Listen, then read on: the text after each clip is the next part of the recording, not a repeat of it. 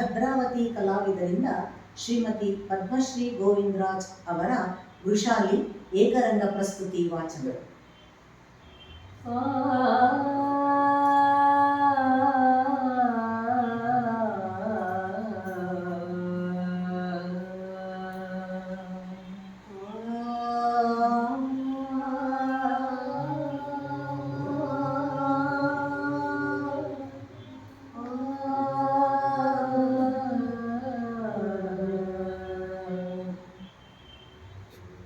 ಸೂತಪುತ್ರನ ಸತಿ ನಾನು, ಅರಮನೆಯ ಪಟ್ಟದಲ್ಲಿ ಇರಬೇಕಾದವಳು. ನನ್ನೊಡೆಯನ ಗಟ್ಟಿ ಎದೆಯ ಕವಚದೊಳಗಿನ ಅನಾಥ ಆಳು ನನ್ನದಷ್ಟೇ ಕೇಳಿ.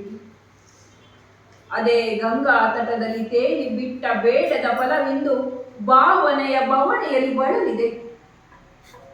ರಾಜಮಾತೆ, ಸಂಯಮ ತಾಳ್ಮೆಯನ್ನೇ ಹೊದ್ದ ನಿನಗೆ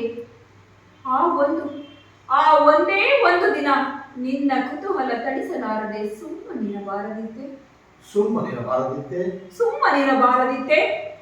ಜಗ ಬೆಳಗುವ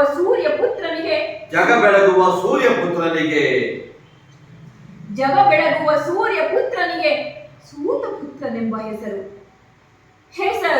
ಜಾತಿ ಧರ್ಮ ಕರ್ಮ ಯಾವುದು ನನ್ನೊಡೆಯನಿಗೆ ಅವಮಾನವಾಗಿರಲಿಲ್ಲ. ಆ ನಿನ್ನ ಉಳಿದ ಮಕ್ಕಳು ಸೊಸೆಯೂ ಅವಮಾನಿಸಿದರು. ನೊಂದದ್ದು ನಿನ್ನಿಂದಲೇ ತಾಯೇ,